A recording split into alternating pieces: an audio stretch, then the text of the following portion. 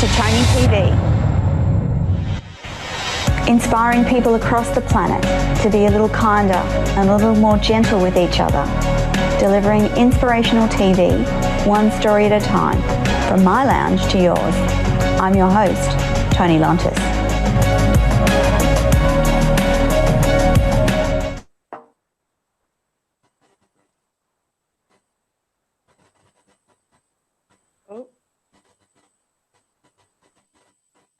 Good evening, America. Good morning, Australia, and good afternoon to NZ. We have another wonderful show on Radio Toni Every Day Business. I have a particularly wonderful guest to introduce you to today, and I met Caroline on LinkedIn, I think, recently, and we had the most wonderful chat about what online radio means. So before I introduce you to Caroline, I'm going to tell you a bit about her. So Caroline Murray has worked as a clinical veterinarian for 23 years all around the world.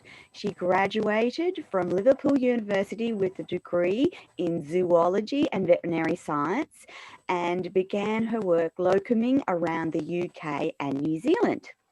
Soon after graduating, she visited a veterinarian colleague working in Cameroon, where she had firsthand witnessed how poverty, lack of education, and basic resources hinders people's ability to pursue their livelihoods, which ignited her passion for overseas charity work.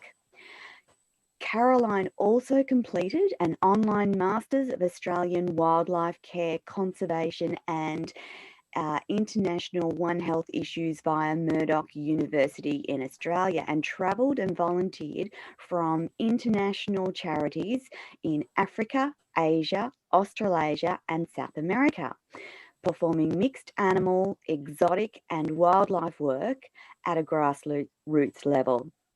Her ability to speak and write in French has been beneficial in working in areas such as West Africa and where English is not spoken. She's been in South Africa and has training in large animal rescue techniques. She's written travel articles for online Adventure She magazine and is writing a book about her overseas travels and her adventures being a vet. She's interested in being a TV presenter for wildlife conservation travel documentaries and participating in One Health projects in Africa and Antarctic fieldwork. In 2019, Caroline returned to New Zealand and has recently returned to part-time small animal clinical work in the beautiful South Island, where she participates in her local search and rescue team. She's extremely keen to pursue disaster rescue work within New Zealand, and she has also recently returned to be a veterinary consultant to the Compassionate Paws International, an overseas animal charity that funds wildlife projects starting in Africa. She would love to connect with people and book publishers who are interested in her book, and people who have technical expertise in rural and remote drone and communications networks and international business advisors. Good afternoon, Caroline. Good afternoon, Toni. Thank you very much for inviting me to be on your show. It's a privilege. Lovely to meet you all. It's pretty exciting to have Caroline on the show because she's never done anything quite like this before, and it was at my suggestion that she come on the show and we just have a chat about everything that she's done. She's had a pretty exciting life, and of course we share a great love of animals and conservation. So Caroline, did you know that you always wanted to be a vet? I knew I always wanted to do stuff with animals. When I was little, I used to bring like baby birds and injured things home. And I always liked looking after things. And then I decided I wanted to be a famous show jumper, but I was scared of jumping. So then I decided to go back to the animal vet scene. So when I was a teenager, I kind of decided that's what I wanted to do because I really like animals and people. Fantastic. And so you've had this wonderful career in vet science and working with animals. And I'm most interested in some of the things that you've done in Africa, and in particular that large animal work. Can you tell us a little bit about that, Caroline? Yeah, so the stuff in Africa was mainly primate work, so it was quite crazy. I turned up at a sanctuary in West Africa that had orphaned chimpanzees and gorillas, and I decided I always wanted to do primate work, but I'd never done it. And so they said to us, so what you need to do is you just walk into the enclosure. The guy will just stand with a big stick to stop the alpha male attacking you, and you just deal with all the babies and treat them. And so about 20 tiny little orphaned babies come running towards you and cling to your arms and legs. So it's quite sad. It's quite sad because the reason the charity was set up is because there's a lot of logging funded by the mafia in that country, and so they kill all the mothers during the logging, and so there's lots of baby monkeys, especially chimps and gorillas, that are orphans that end up in the sanctuaries. So they end up with a lot of medical and obviously behavioural issues because they're not reared by a mother, they're reared by humans, which can cause a lot of trouble in later life. But we reared, I was lucky enough to be present. We found a little baby gorilla in an area where lots of pygmies live that was orphaned by a logging camp, found it, and we went to get it. And that was one of the first successfully hand-raised gorillas. And he's now an adult silverback, so that's pretty exciting. And I actually went back last year and saw him like fully grown 20 years later, nearly. Oh, wow. So, Caroline, those orphaned monkeys and gorillas, they will never go back into the wild? Or will some of them go back into the wild? So that's a really sad situation. And initially, the charity was set up hoping that they could be rehabilitated back into the jungle, because there's a lot of virgin rainforest in Cameroon and West Africa where I was.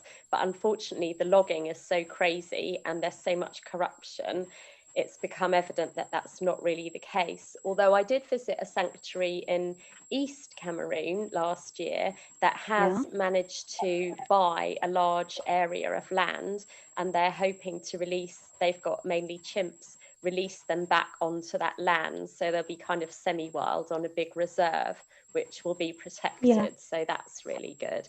And also they're looking at a small island off the coast to try and make sure that they're not immediately hunted once they're released. So what are the monkey, talking about gorillas and chimpanzees, what are the numbers like in that area of Africa? Are they declining to dangerous levels? That's a really good question. I'm not sure of the exact numbers, but Cameroon has western lowland gorillas, which are a particular subspecies that are only found in West Africa, and they're really low numbers. And they've also got a certain type of chimpanzee. There's two exceptional problems there. One is that a lot of people are very poor, so they hunt the monkeys for bushmeat, and that's like a cultural thing. And also the way the logging happens, the mafia come in, or the people doing the logging offer the villagers like guns so they can shoot everything in return for logging a big area of land. So the main issue is habitat destruction. So it's quite a big, two big issues to overcome, which are not unfamiliar in other areas. I fear for what our grandchildren will inherit in terms of species of animals, and therefore it's really important that we, when we have the opportunity to highlight these issues and these causes, then that's exactly what we should do, because people need to know that if we don't start looking after these animals in a way that continues their life, we're gonna lose some of these beautiful animals.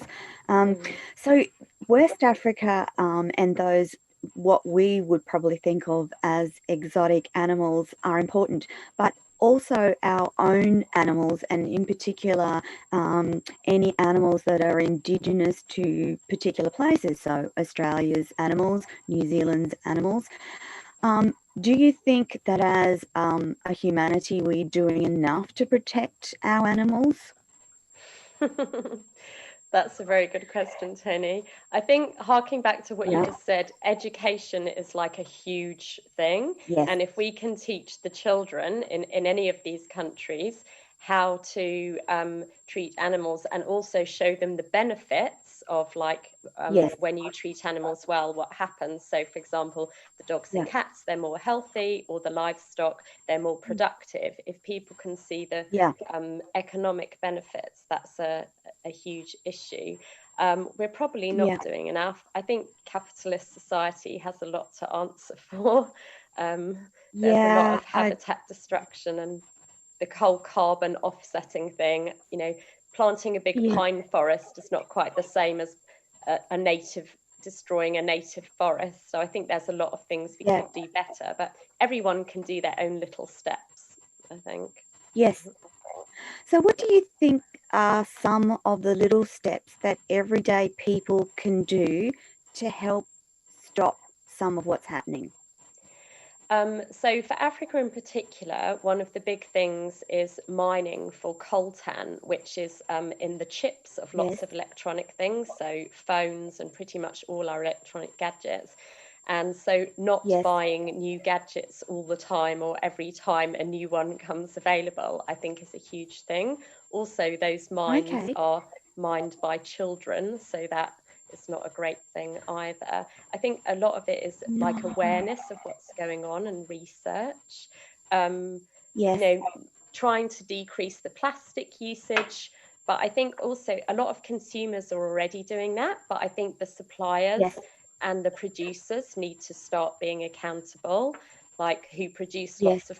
It's very difficult to go to the supermarket without buying everything in plastic bags or containers. It is. So if they are going to do that, they need to try and recycle or do something. A lot of people are doing repurposing and upcycling, which is amazing. Like I just saw this photo today, just before logging on with you, about an upside down old light bulb used as a tiny little plant pot, just like really ingenious thing. Oh. Yeah, that's a great idea, isn't it? And so buying secondhand. Sorry, there's a bit of a delay, Toni. Buying secondhand stuff, I think, is a huge thing as well. Like I pretty much buy all my clothes in charity shops. The fashion industry has a huge carbon impact on, you know, where things are made and transportation and emissions. So there's lots of small things, and also teaching our children. So in New Zealand, they have a great thing in the schools about teaching. They do like have little gardening or little eco projects or growing vegetables, and they're encouraging people to have bees. Being self-sufficient in a Western country and not having to go to the supermarket all the time and buy out of season produce as well is a huge thing, and farmers markets, which I'm sure you have near you as well. We do.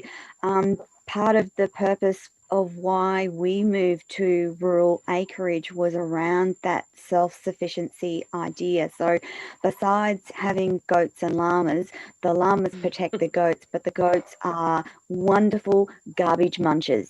And so they tend to get any of the stuff from the garden, so any twigs, branches, leaves, deadhead my roses, they get it all, and they then convert that to amazing manure, which we then use on the orchard. And so we have quite a large orchard with apples, oranges, plums, pears, peaches, lychees, bananas, mangoes, etc.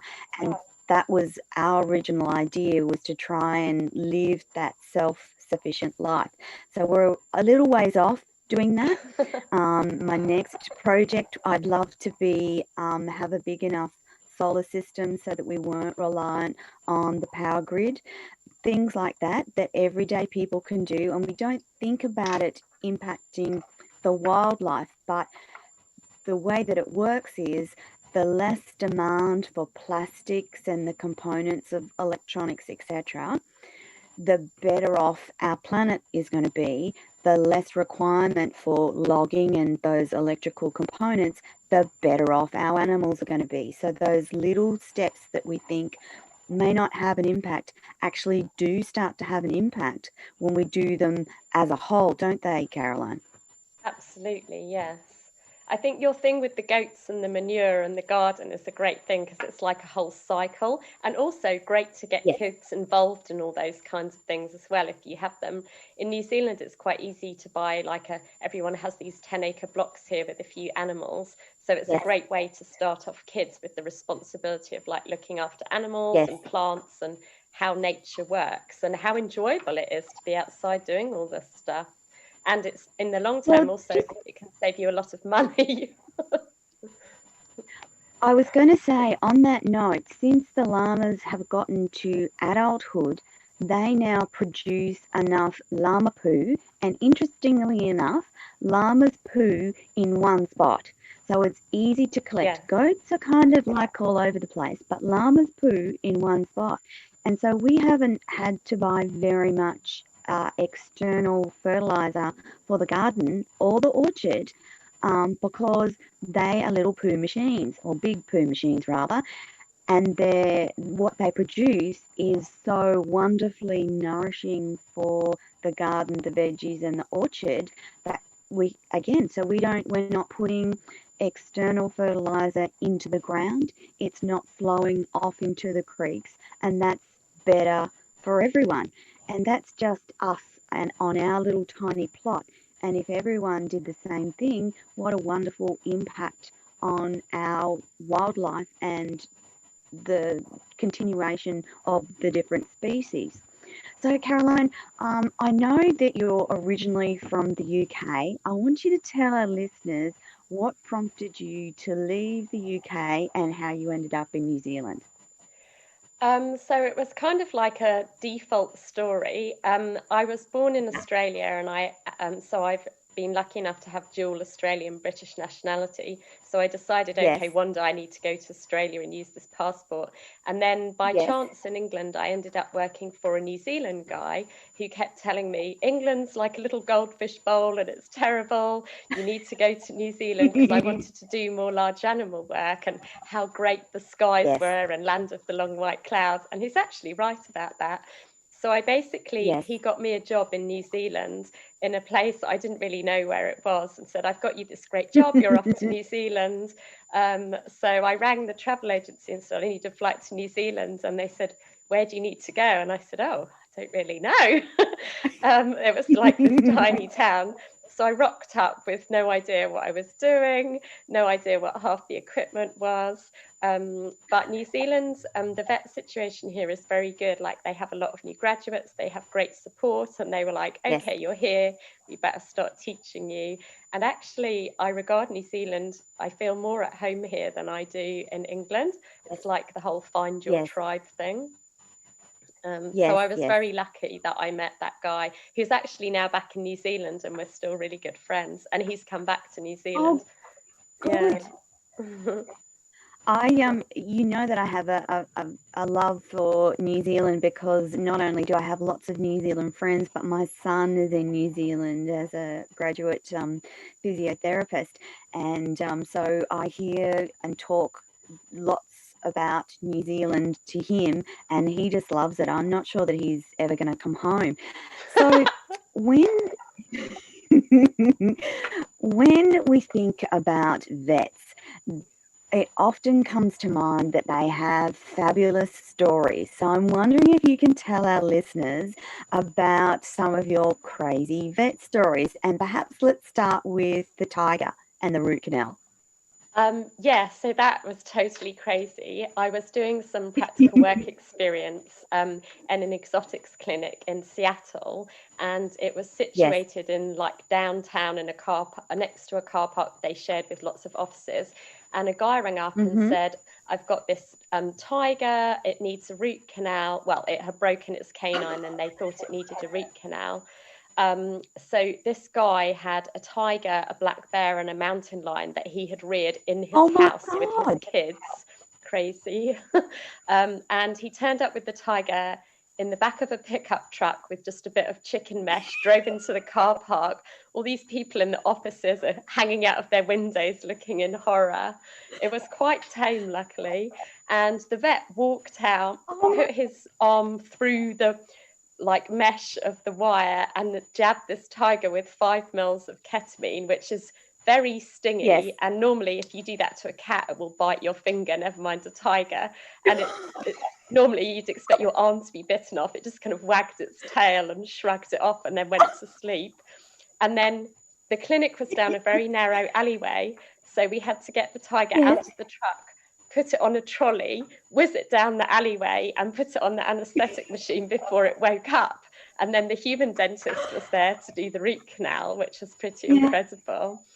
And it wasn't till that's the first time and only time I've been next to a tiger, realised how big and spectacular these animals are. And I looked at its paw. I was doing the anaesthetic and its paw was bigger than my head.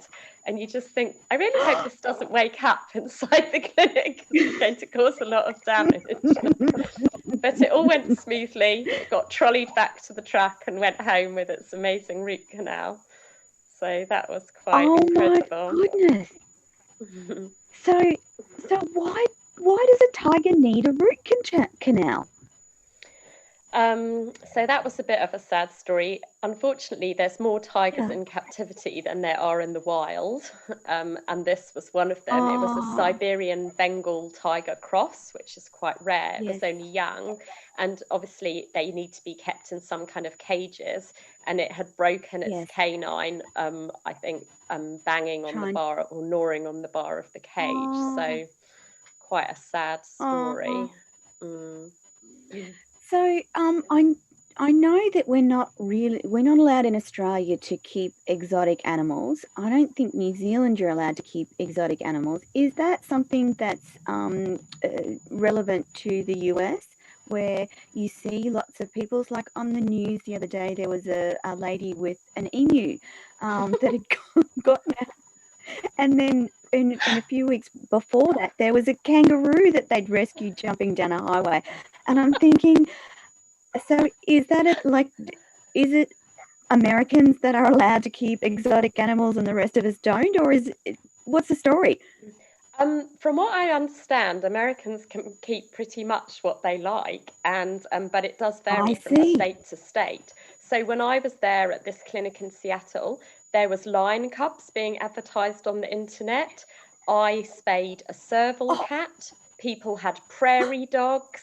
There was completely insane animals around that anyone seems to be able to buy without any kind of license or permit. And I've also seen programs where people have had bears living in their house. So it seems to be a lot more, and a lot of big cats. And consequently, there's a lot of big cat rescue places, because it's not easy to keep a tiger in your backyard. So I think it's a lot more lax than in other countries. Plus, they have a lot more crazy animals that other continents don't. So there would be issues with having big animals in a domesticated situation. Do they always, do they keep domesticated, or do they get sick of being domesticated? And it's hard for me to conceptualize why you would keep a tiger in a small space, and if at some stage it gets sick of being in that small space, that it gets cranky with its owner. Surely that's a consideration for people. I think so, but I think a lot of other people don't. So, for example, one of my friends is an exotics vet in the Middle East, and they have a huge amount of exotic pets, including big cats. And there it's like a prestige thing and a sign of wealth. So people will walk around with this big cat on a leash. And a lot of people there are very wealthy and can afford it. But as you said, a lot of these animals, they don't really ever domesticate. Like, you've seen the videos of the lion man with the lions jumping all over him, licking him. But I think, and the Joe Exotic fiasco that's just finished. But essentially, they're all wild animals, and lots of bad things can and do happen. So it is quite a risky thing. And quite a Yeah. while ago, there was a very sad story of a lady who had an adult chimpanzee living in her house. Mhm. Yeah. And it had lived there for many years. And then one day, Yeah. her friend came round who he had seen before and attacked the friend Mhm. really badly, so badly that actually that was one of the first face transplants that they did on a human because her injuries were so terrible. So you do have to be very careful because these animals Yeah. are not designed to be in a small domesticated environment. No. But unfortunately, that's the nature of our current Yeah. society. Yes. Do the animals tend to have different health problems and concerns as a result of being domesticated, Caroline? Yes, so there's a lot of behaviour issues. Even in zoos where Okay. they have reasonable size enclosures, a lot of animals exhibit a thing called stereotypy, which is like a repetitive behaviour. So often you'll see big Yes. cats pacing backwards and forwards. Um, in Africa with the monkeys, because they haven't had a mother to rear them and they've had no discipline, Yes. they often get really aggressive. Even I've heard like in the South African reserves when they've reared baby rhinos, Yeah. baby elephants, not within a herd, these elephants have attacked and young elephants have attacked and killed rhinos because they just don't know how to behave. Like they haven't been reared in a Oh, normal, their species environment. So we do create a lot yeah. of problems, even with, so at the moment, a lot of people aren't walking their dogs. So there's a lot of behavioral Ah, issues in dogs. So even in animals that are kind of meant to be in inverted commas domesticated, there's still issues if they don't get their basic requirements, and exercises and space to move around is a basic requirement of yes. any animal, regardless of what size it Yeah. is. And Yeah. socializing, obviously, with their own species. Yeah. Yeah, yeah. So it's probably it comes back to a lot more education, doesn't it? That having Absolutely. a pet of any description, there comes a responsibility, and that responsibility is not just around food, but it's in around their environment and their exercise. And I can't help but go back to the tiger and think, well, gosh, wouldn't they have a huge necessity for exercise? And you think about some of the medium-sized dogs and how much they need to run. Wouldn't it be the same with tigers and big cats? Yes, absolutely. And that's one of the big problems. They get very Yeah. overweight in captivity because they're kept in small enclosures. They're fed very well. They don't have to hunt Yes. for their food or do any kind of exercise. And also I think their behavior can kind of change. They almost get kind of depressed where they just, and I've seen the Yes. same in dogs that aren't really exercised much. They just kind of lie around and food is their kind of most exciting thing of the day. Which is quite a Yeah. sad Yeah. life. Yeah. Yeah. Okay. So there definitely needs to be some more education around, caring for your animals in a way that's going to give them a wonderful life, and that's what you would want for all animals on this planet, is Mm. a wonderful life. Um, the other thing that I really wanted to talk about this morning was the your international charity work and what you've done and where you've been in terms of that area of your life. Thank you, Toni. So one of the most amazing things I did was I went to Mongolia and Yeah. worked on it was kind of charity. It was a big overseas endurance ride where we Yes. treated horses during a 1,000-kilometer race.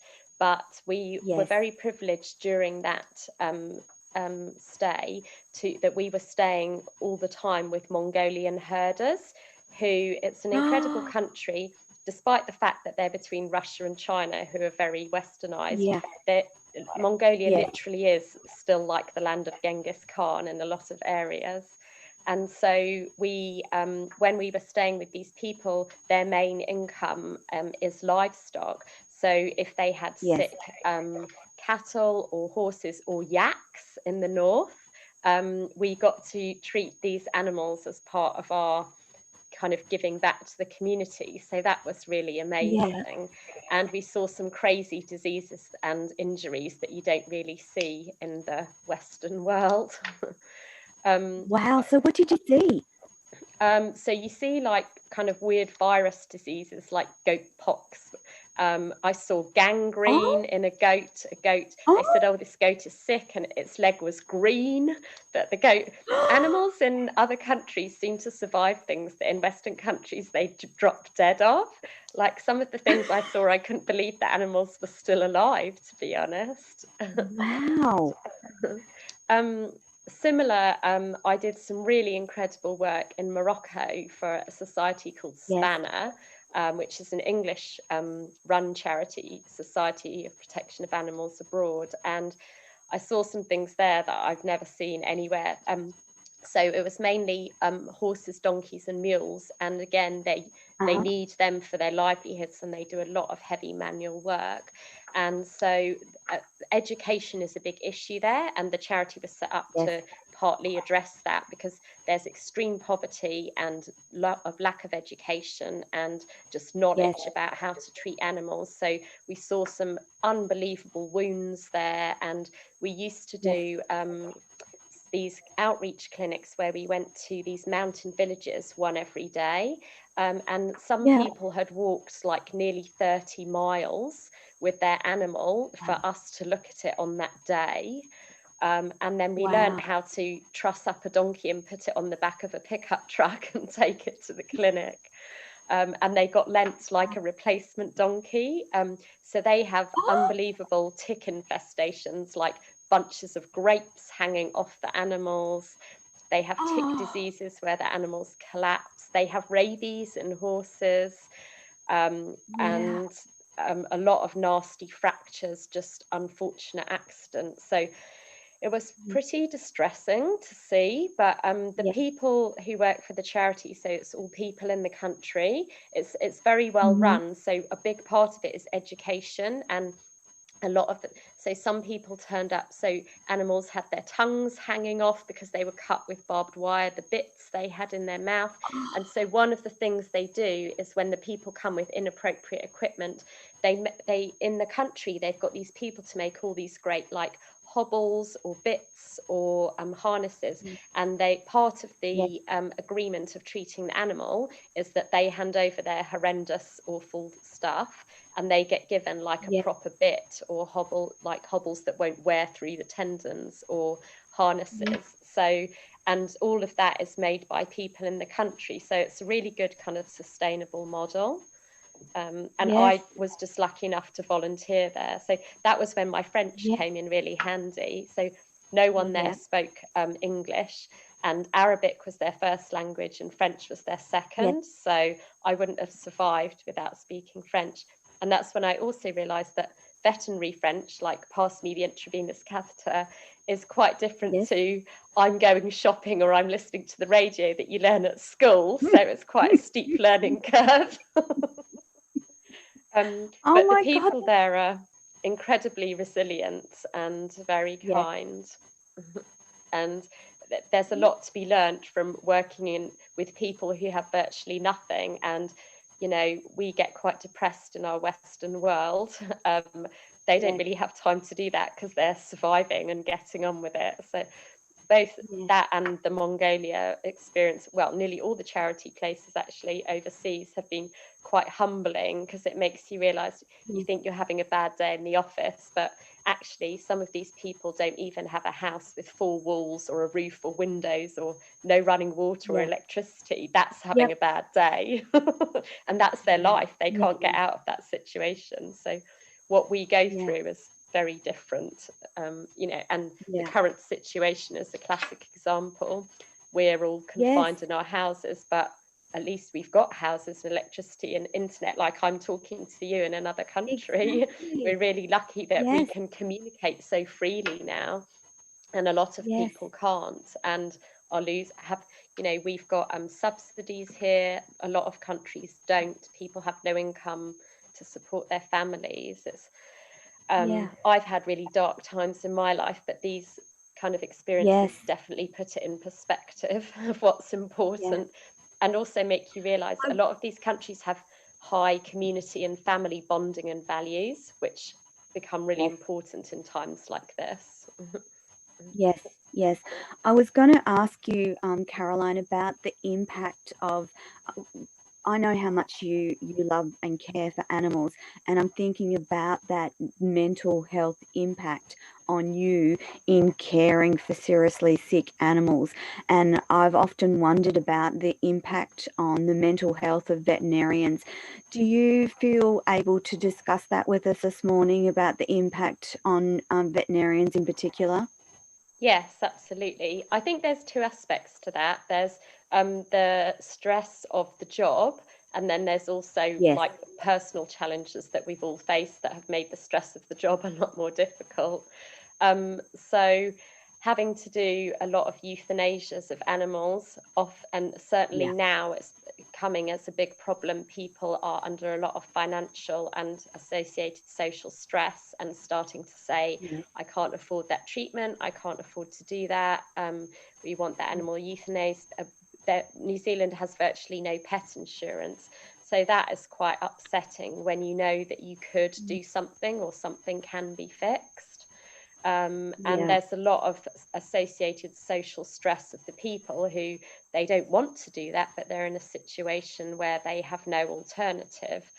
Um, Yeah. I personally think euthanasia on welfare grounds, I'm a big advocate of that because it prevents Yes. suffering. And having Yes. seen my dad go through several years of horrific terminal illness in which he was suffering extremely badly, I'm quite a big advocate Yes. of euthanasia to prevent things like that. And I Yes. think we're lucky that we have the option to do that with our animals, because we all hope they'll curl Yes. up and die in their beds, but they don't always.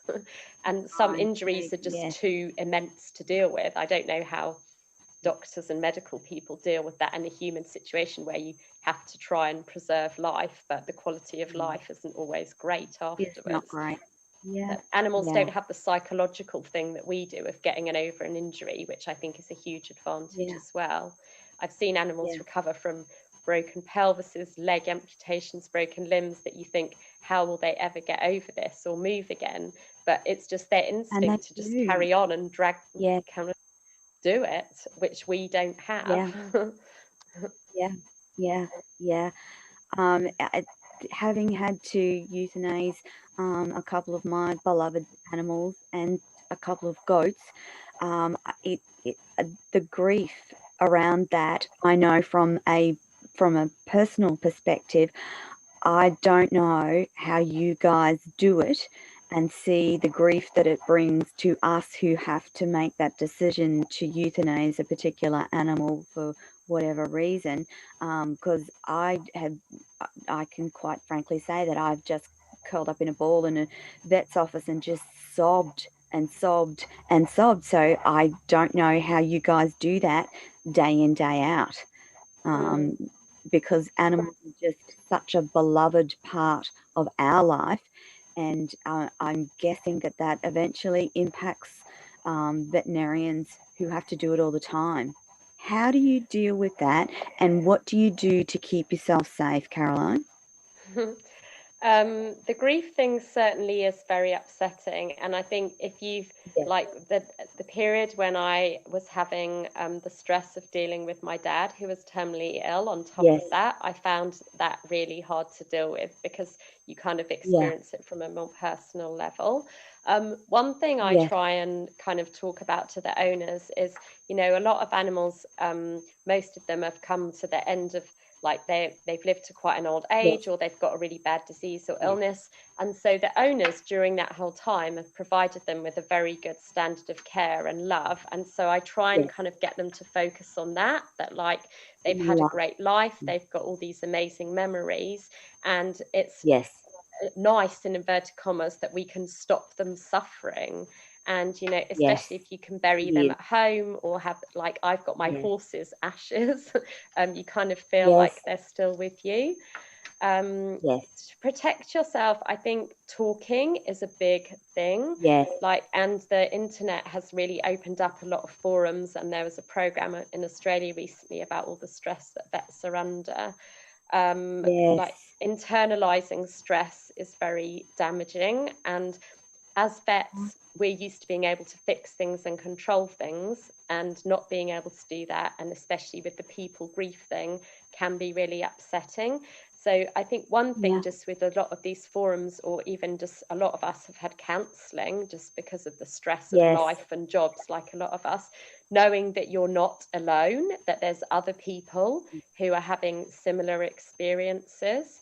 And talking to people about, like I was talking to you before the show, how Yes. did you overcome, or things that you helped cope? And I think the more kind of options and that you can discuss with people, and realize that the last year I had terrible injury, and there's been a lot of times where I thought I would never get through it, but I have. And it can, I think you can be surprised by how strong you are, and when you have to keep going, you do. And one of my African friends, West African Cameroonian friends actually, has been a really positive and helpful influence. He was brought up in a quite traumatic childhood. He lives in a township where they don't really have running water and variable electricity, no proper internet. And he's so optimistic. And one of his phrases is, "The impossible is possible, believe in yourself." I think as Western people, we're almost a bit kind of cushioned from grief and badness. And if you haven't had that in your life, it's harder to deal with. And speaking to people who've been brought up in traumatic environments, I find personally really inspirational to know that you can get through all this, and we are a lot stronger than we think. And I kind of have this, not little joke, but like catchphrase with my favorite lady that I do my travels with. We've got this "if it doesn't kill you, it makes you stronger" theme that we kind of jokingly say when things go really wrong. And I think that is really true. A lot of vets, and I know dentists and doctors, do commit suicide, and it's very high rate compared with other professions. And a lot of that, I think, is related to not just the euthanasia, the stress, and also when owners are under a lot of stress, the level of client abuse that we have had to deal with has escalated a lot in recent times, which can be very upsetting, that other professions wouldn't deal with. But I think access to counselling has improved massively, and also the stigma of asking for help has gone away. So it's okay. We've got this thing in the vet world, it's okay to say you're not okay and ask for help.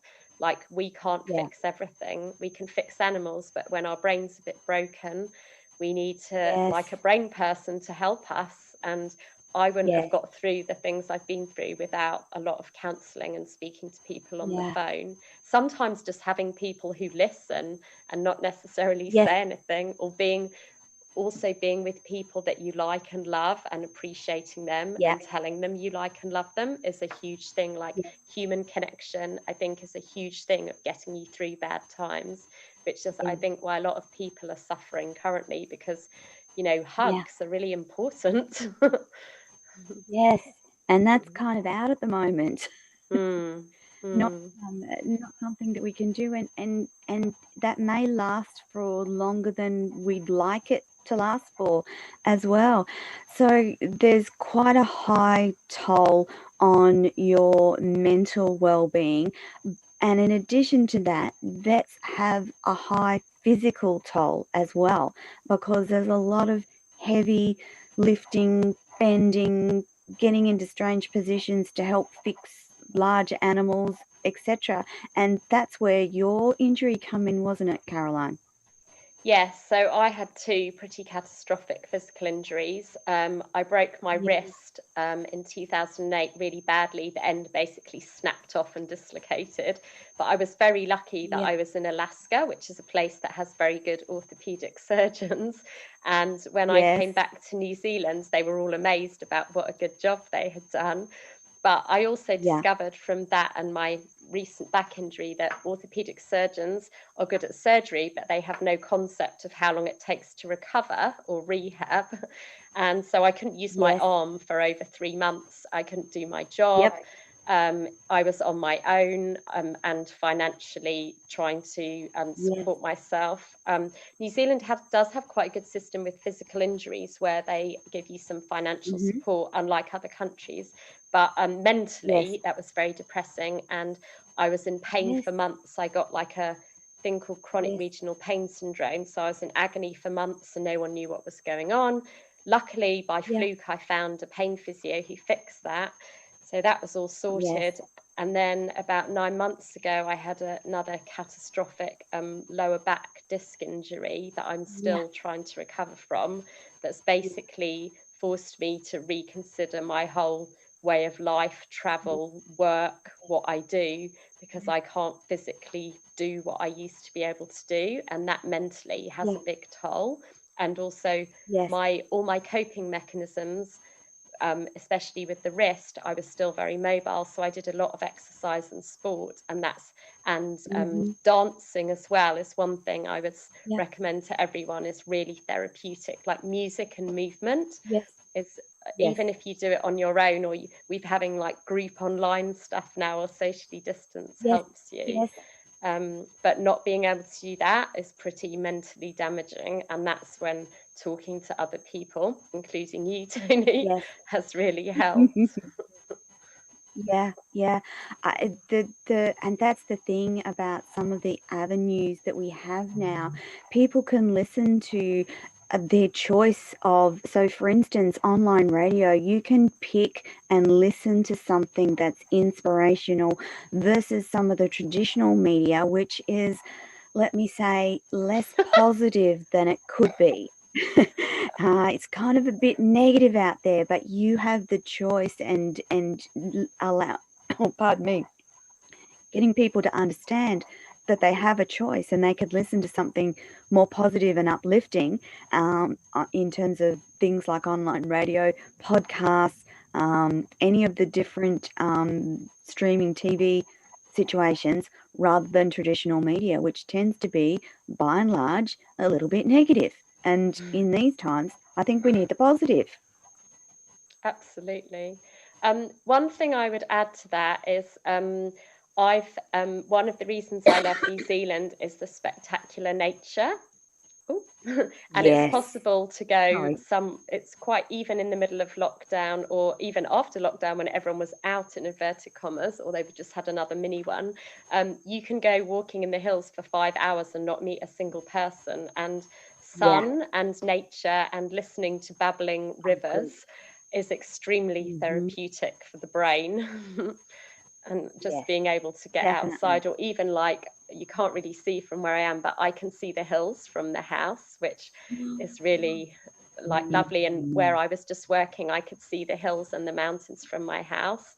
And that's like a good Yes. kind of grounding thing. When times get really stressful, you just look into the hills, try and calm Yes. down a bit, or being able to Not live run for near the such hills. beautiful nature. And from what you said, you live in a really beautiful place as Yes. well. Yes. We have a little creek at the bottom of the property, and mountains or hills behind that creek at the bottom of our property. So we are, again, are very lucky. And again, it was that conscious decision that we'd lived in suburbia with people in houses that we could virtually touch outside a window, and then deciding we really need to do something and give ourselves some more space. Because for me, I'm one of those people that need that space and around me, and that downtime to get on and do what I do every day. And I'm guessing from what you've taught me about what vets have to deal with, that's an important part of what keeps you happy and healthy as well, is that connection with nature and having people to talk to that help you get through to the other side. It's been an incredibly difficult year, 2020. I think that it will go down in history as one of those years that lots of people will remember for not great reasons, Yeah. I'm thinking. So, Caroline, what do you think the future holds for Caroline Murray? So there's lots of things that I'm interested in. Yeah, As you mentioned earlier, part of this journey with my injury was having to yeah. reevaluate what I can do. And I Mm, ended up helping with an online conference that led me to do a little podcast, which I realized I yes, really love, like talking and engaging to yes, people.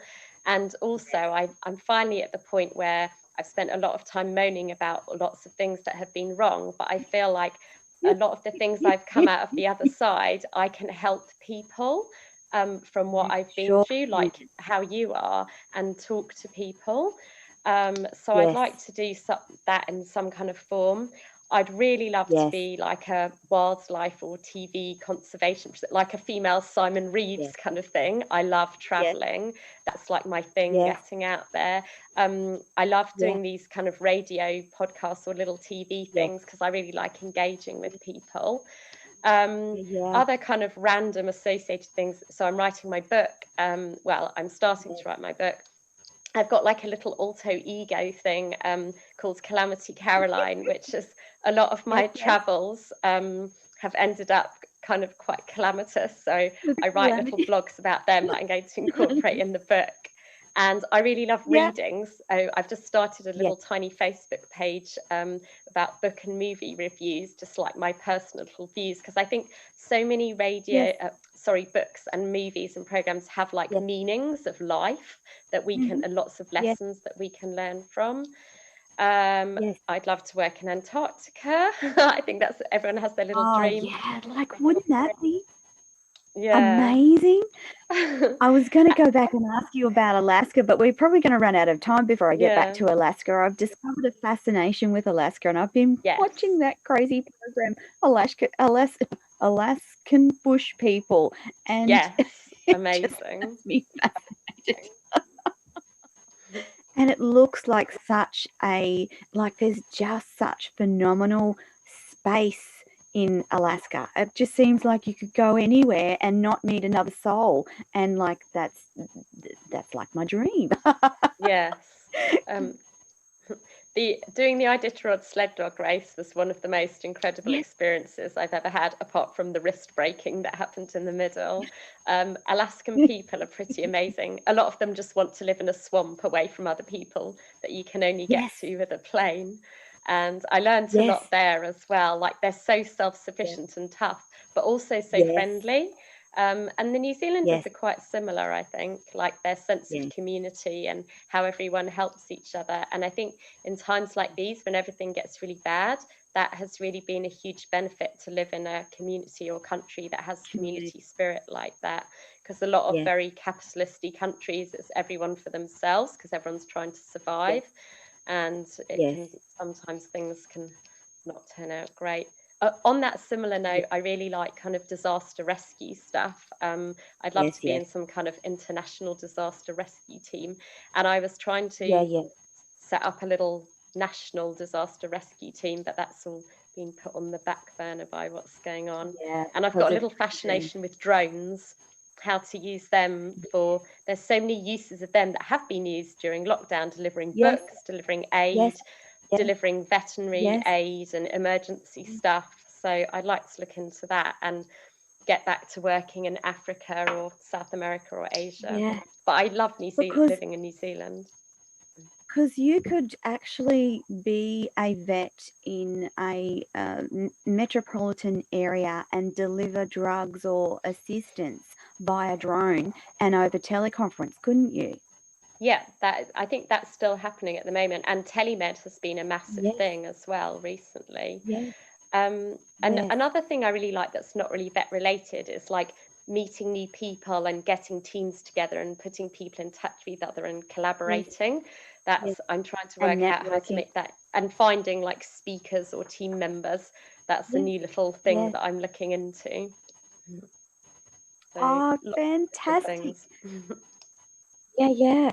So, Caroline, we're out of time. We've managed to talk over something, but that's okay. It's been a fabulous talk with you, and I know that I will be talking to you again in the future.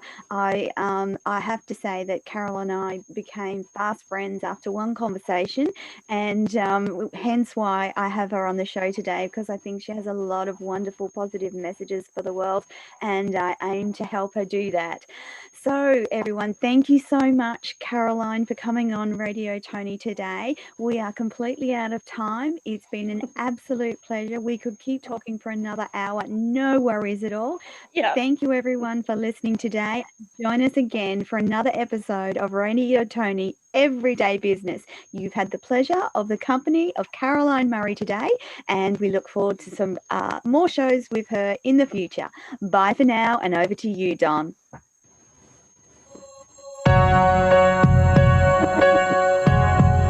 Thank you for watching and listening to Toni TV. For more inspirational stories, join us next week. Bye for now.